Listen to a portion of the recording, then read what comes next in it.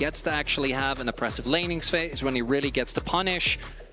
But I do think the pick right now hasn't really been that convincing recently, as the Cassante comes through on the potential opportunity for a chance to go after Caps, but yeah, Caps I mean, playing towards the other side. As, oh, SkewMond. Oh, SkewMond might just be able to turn this one around. Gigo in some trouble. This time around, top lane's not looking the same as game one. And it's first blood over the Broken Blade. Good bait set up by Broken Blade there. Able to flash away out of the W. Still gets his stun off on the back end as well. And then SkewMond shows up just in time. And meanwhile, not a fan of this mid lane gank. Tatu, you are a pre-6 Wukong. You just unfortunately don't do that much. A Corki, one of the reasons why he can't play so aggressive is because of the build-in safety that he has with Valkyrie. Caps didn't even need to flash. Hans and Labrov did use their sum, so I imagine we missed a scuffle in the bot lane. Yeah, so yeah, that's how we got to play Corki. Just got to jump right on top of him. But no cleanse, no heal does mean that at level 6 we could decently soon time frame himself should get it after a couple more minions. Still no ultimate available here for Tatu. It's close, but this is 3 people in the lane. SkewMond's also there. Yeah, this is going to be a 3v3, and immediately Labrov gets targeted. Exhaust down to Hans Sama as SkewMond finds the counter engage onto Tatu, who has to flash out of the Wukong. SkewMond getting the better of Tatu in the jungle matchup this game. No one ends up dying, but it's still, I think G2 pretty happy with that. And it's again, these ganks to come through. There it is, there's no ult for Broken Blade. Yeah, Gigo's going all out. Pathmaker to try to buffer through the counter strike. Broken Blade getting away. Gigo tries to flash forward for the Intofo strike. Toots is coming up to try to cut off Broken Blade's escape route. Realm Warp gets him in range. Toots is there. He binds him up in the Rune Prison. The last auto attack gets it done. And Toots evens up the score. See if the cancel can be really a kill opportunity there. There is on the cross map though, good amount of pressure, but oh, Tatu, instead of going for Dragon, it looks like he's trying to go for the counter punch. There is, I think, a counter strike available, so we'll see if BB cannot play this. Yeah, this is pretty dangerous. Jack's very effective at defending against these types of situations. Gigo is about to die to the turret. He barely gets away. Tatu needs a little bit more distance to close on the Broken Blade, and he finds it finally there with that last Q. So Furia gets their man. Gigo barely survives. That's a 2-1 game now for the side of Furia, but it does come at the cost of G2 Esports claiming all 3 grubs on the other side of the map. Now SkewMond firing off the ulti, wants to catch Gigo with it. Pathmaker to try to buffer through the CC. Cassante's tanky, but he's only got 50 health. And SkewMond brings him down to tie this game up at 2-2. Feels like Gigo could have maybe left. Oh, Gigo is in a great position when it comes to gold advantage, thanks to the CSing and the plates. So he did, he did get the plate. So I guess that maybe he would call worth on that one, as the Dragon is going to come over here. Is plus 125 gold to go more towards tank? Just rely on everybody else on the team. I think between Corki, Varus, and Jax, you have plenty of damage. This is also, right there, is one of the big advantages that Varus has, right? Particularly with lethality. You can always play pretty far up, because they need to respect, because you are still strong in the all-in. Yep. And they don't really know where the members are. As a flank on Jojo here, he's in deep trouble. Yeah, Jojo's about to have a bad time. He tries to flash away, so at least Labrov can't knock him the other direction. But meanwhile, the Bramble Smash from SkewMond's going to do the same job anyway. Feat of Warfare claimed for the 2nd game in a row by G2. In both games, it was a 3-2 count on the kills. And now IU is stranded in a 1 versus 3. You're against an Alistar that's got an ultimate. This tower dive from G2 could be deadly, but IU survives as Gigo have his spidey senses tingle a little bit. Does it flash? Detecting this, especially if Tatu can time the Cyclone correctly to interrupt the Valk as Caps tries to get away. It could be absolute disaster for the G2 mid laner here, but it looks like Caps wise to what might be going on, stepping away for now. Gigo stepping forward, going for the 3rd Intofo strike, not going to hit that one. Caps tries to Valk out, but now immediately with a Pathmaker, Gigo going in while Toots is in a 1v2 down to the bottom lane at the same time. Caps is going to be killed off first. Now, Toots, flash over the wall, Broken Blade ready to follow, finds the stun, but he's Rune Prism Phase up. rush. Toots makes it back over towards the turret. Phase rush, ain't gonna work. Broken Blade with the flash at the last second to guarantee that he hits him with the empowered bonk and takes him out. A 1-for-1 across the rift. Big cross map there. Looks like G2 this time not going to go for the Battle of the Boots, just going to claim them straight up towards this bot side of the map. And G2 says, okay, Broken Blade, we get it. They're paying a lot of attention. We're going to give you some love. Yeah. As the play towards the bot side, it does end up working out. Yes, Caps does, even with the kills, even with the first turret bot, as you highlighted. Broken Blade still fine as the TP comes through. There's a lot of people here, though. Yeah, remember, Labrov with the Alistar ultimate. This is a powerful turret dive, but not when you go in that early. Labrov just barely gets away. It's all calculated by G2 with a full 5-man stand. JoJo steps away from the chains of corruption, right back in to Broken Blade's waiting arms. And G2 is not making the mistakes from game 1 again. It was a bit quizzical when Labrov just went in when the wave was about to crash, but the timing ends up working out. There is enough support from the rest of the team. The damage comes through, and Gigo didn't have TP, so there's no way for him to join. We had the full 5-man rotation, because Hans also, I think, just walked from mid lane towards the top end of the map. And if this Einer falls as well, even if he ends up dying, which I don't think is a given, Jack's obviously quite slippery. Yeah. Wukong, they'll be able to get him. It'll take a while, but that doesn't matter. I think that the trade is 100% worth it, although the Dragon will most likely go over to Furia. Yeah, it was a lot of money from a tier 2 turret. You are going to get a good amount from the shutdown as well. You will get it onto the rise. Oh, never mind. Okay, but if you get Dragon as well, it's like... Because the shutdown, that's a bit rough, but if you don't lose Dragon, it doesn't really matter. Yeah, happen to have both Rise and the Rel, who's now low enough HP that he has to reset. Means that G2 has control over this bottom side river, has control over the Drake. Once again, Chronicler, we are at a 1-to-1. Turning it into Seraph's Embrace. His Rod of Ages is also at 8 out of 10 stacks. So here in 2 minutes,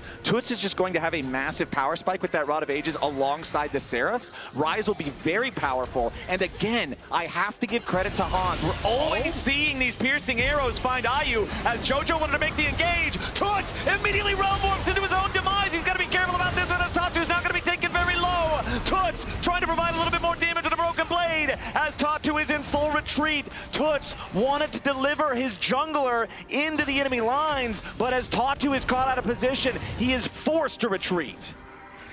Ooh, I think Furia should be happy that that didn't end up going worse. That was a very scattered engage because Hans was able to flash. JoJo didn't quite catch him off guard. Now the flash being down for Hans, that's a big win. That's something. Stay alive despite everything. And G2 not able to find a counter kill, but I don't really think that they need to. Again, as long as they get to go for these counter engages, they're going to be happy. Yeah, they might still find their counter kill here as JoJo's already down to half HP. That rail is not long for this world. Broken Blade's already got him. Tatu's dead next. And now with Gigo teleporting into 5 players in G2 jerseys, Gigo is going straight into the ground. G2 just crushed Furia. In the previous blade, Furia was able to slip away. This time around, not so much. G2 found the front line, not ready for this many people to be there, and able to both get the kills, get the Otacon as well, and the Ayu there, forcing him to Essence shift back over to safety, as G2 just has total control still over this bottom side river, over this Drake pit. Easy enough for AP Maokai to just burst this thing down fast enough, not insanely quick. There is so much counter engage available on G2, and if you are aware of where everyone on Furia is, it's really hard for them. Again, we keep going back to this. There are not a lot of good targets on G2. There's Hans Sama. That's about it. Yeah, well, so, I mean, if it caps like movements that Furia might try to make. And that's G2 now. It's very straightforward. Just keep starting Baron, and every time they come out, poke them off. The only thing you want to avoid at all cost is an actual flip. It's really hard to reliably deny access to Tatu, although if you just put him to like half health this early on, that'll work. I mean, JoJo goes in, but where's the follow-up? True Shot Barrage doesn't hit. Hans gets found. Gigo's gonna die at the same time. JoJo engages on the enemy AD carry, but there's nobody else next to him. And Furia is just all out of sorts here in this second game. G2 perfectly confident to stay in the position they're in, to continue forcing Furia back out of the jungle. And now, with the enemy top laner down, with that Cassante frontline no longer a threat, now G2 start up the Baron and dare Furia to stop them. Oh, that's a creative angle that we see here from Tatu on the Wukong. It does get spotted though. I don't think he's going to be an opportunity to actually get a steal here. Going all the way around is, oh, JoJo. Yeah, JoJo is out of there. They know, yeah, you see the pings coming down. Like, they are aware that he's behind them. He was spotted earlier on.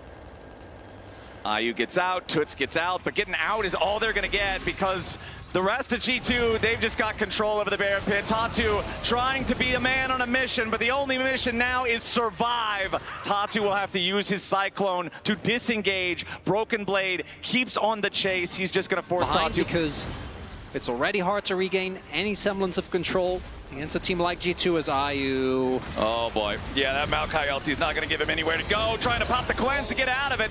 But Broken Blade is powerful on the Jax in this second game.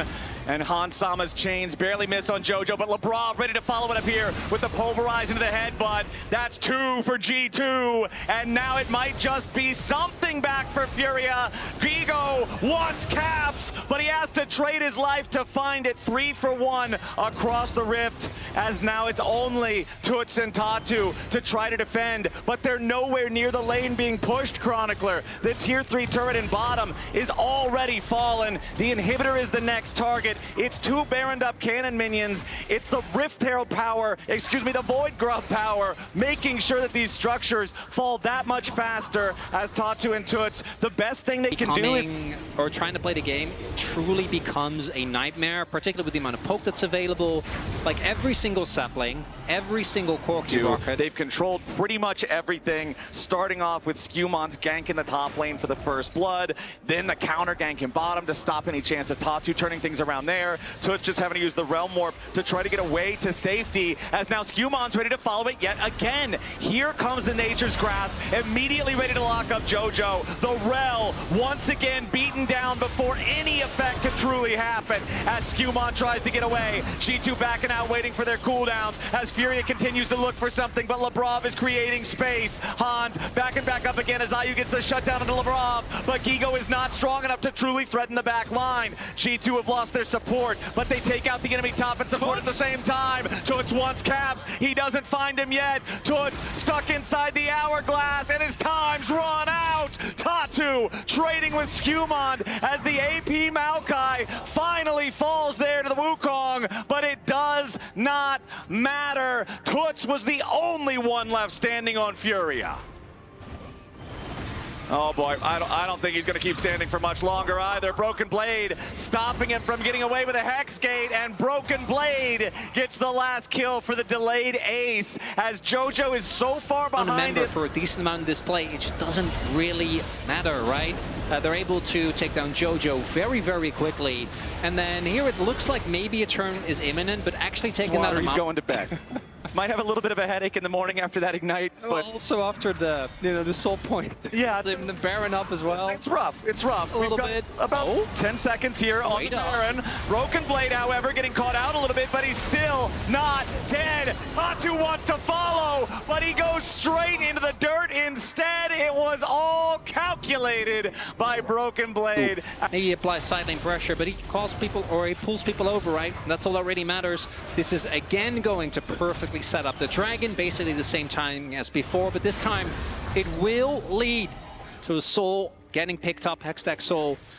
If the previous fights weren't really an indication, G2 is very committed to playing this one out by the book. They are not taking any risks, they're not taking any gambles, they are going to very slowly and very steadily just get away. And I think that's understandable, right? Given how game one plays out, if you somehow lose this game, you're gonna mental poop, right? Like that is...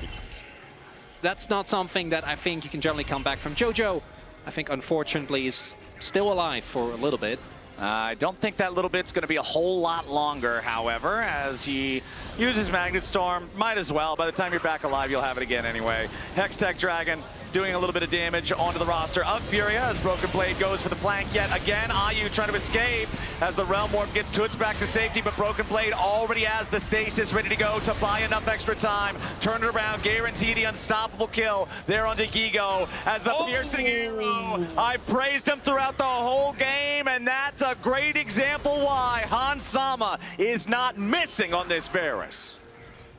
And the B1 picks, back-to-back, end up being huge. It was the Taliyah in game one for Furia. It's the Varus in game two for G2, but obviously Broken Blade having an infinitely better game this time around. The team, they gave him a little bit more help, and he paid them back. Yeah, Broken Blade here in the front line now. Finally drops. The shutdown goes over to JoJo. It ain't gonna matter. Furia dropping like flies at the steps of their own fountain. G2 come back with a vengeance. And 34 minutes in, they're gonna take their win and tie up this series in game 2.